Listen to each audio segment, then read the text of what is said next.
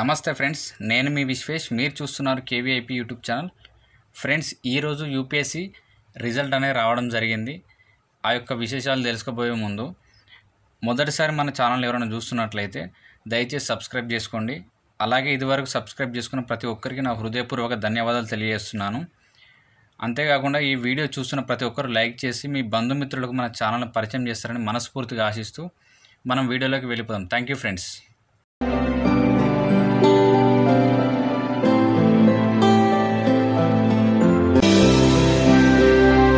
Civil services examination 2023 ఈ సంవత్సరంలో ఎవరైతే ఎగ్జామ్ రాసిరో, అదేవిధంగా సెప్టెంబర్లో వాళ్ళ మెయిన్స్ పూర్తి చేసుకొని ఇంటర్వ్యూ క్వాలిఫై జనవరి నుంచి ఏప్రిల్ 2024 ఆ సమయంలో ఎవరైతే ఇంటర్వ్యూ క్వాలిఫై అయ్యారో ఆ సెలెక్టెడ్ మెరిట్ లిస్ట్ సంబంధించి ఈరోజు రిజల్ట్ అనేది రావడం జరిగింది ఫ్రెండ్స్. యూపీఎస్సీ సంబంధించి దానిలో ఏ కేటగిరీకి పీపుల్ని వీళ్ళు సెలెక్ట్ చేశారో చూద్దాం.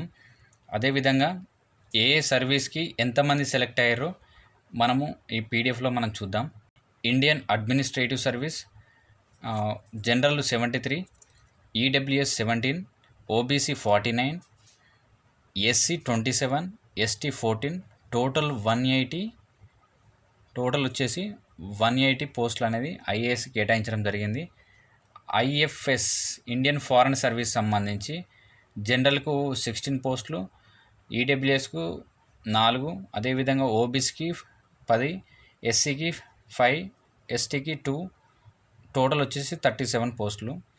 ఐపీఎస్ ఇండియన్ పోలీస్ సర్వీస్ సంబంధించి 80 వచ్చేసి జనరల్, 20 వచ్చేసి ఈడబ్ల్యూఎస్, ఓబీసీ వచ్చి 55, అదేవిధంగా ఎస్సీ వచ్చి 32, ఎస్టీ వచ్చి 13, టోటల్ 200 పోస్టులు. అదేవిధంగా సెంట్రల్ సర్వీస్ గ్రూప్ ఏ సంబంధించి 258 పోస్టులు, అదేవిధంగా 64 ఈడబ్ల్యూఎస్, 160 ఓబీసీ, ఎస్సీకి 86, ఎస్టీకి 45, టోటల్ 613, టోటల్ పోస్టులు వచ్చేసి 613.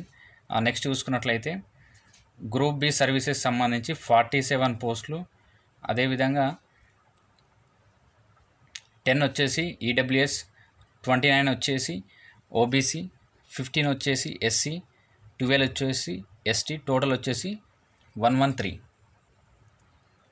టోటల్ వచ్చేసి 474 జనరల్ కేటగిరీకి, 115 వచ్చేసి ఈడబ్ల్యూఎస్ క్యాండిడేట్స్కి, 303 వచ్చేసి ఓబీసీకి, 165 వచ్చేసి ఎస్సీకి, 86 వచ్చేసి ఎస్టీకి.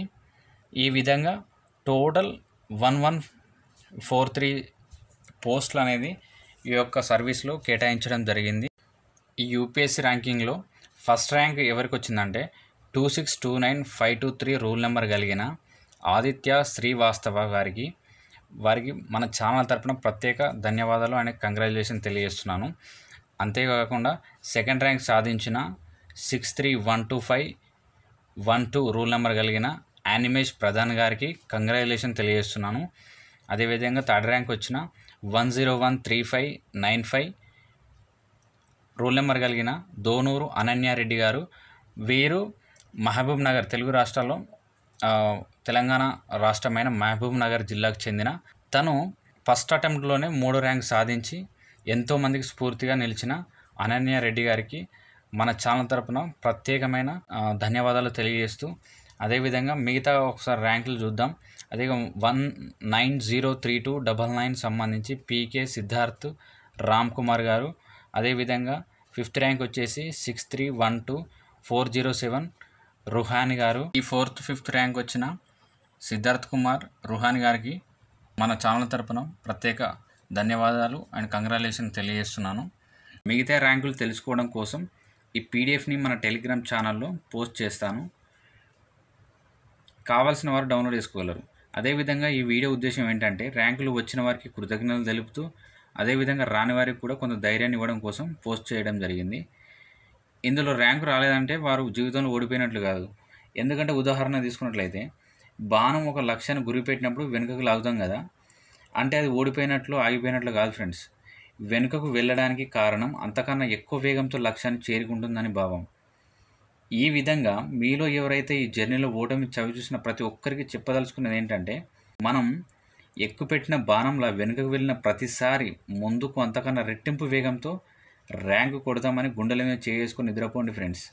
మీ ధైర్యమే, మీ సాహసమే మీకు ఊపిరిగా మారి మీరు లక్ష్యాన్ని ఇస్తుంది. Signing up, your friend Vishwesh. Thank you. జై హింద్.